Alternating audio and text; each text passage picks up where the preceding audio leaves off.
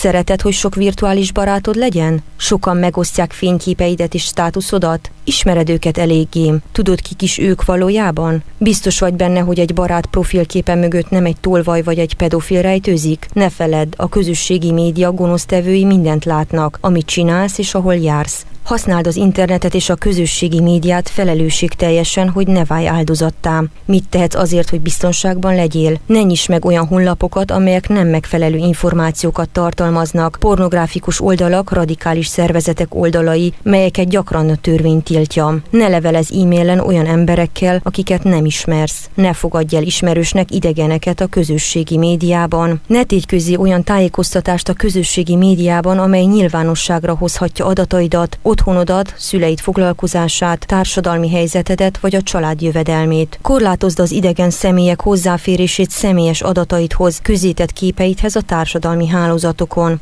A pályázatot a RO10 Corai program finanszírozza, az EGT Európai Gazdasági Társadalmi Alap finanszírozási mechanizmusok 2009-2014 programkeretből a Román Társadalomfejlesztési Alap adminisztrálásával. Ezen anyagtartalma nem képviseli feltétlenül az EGT Európai Gazdasági és Társadalmi Alap SEE 2009-2014 programkeret és a Román Társadalomfejlesztési Alap hivatalos álláspontját.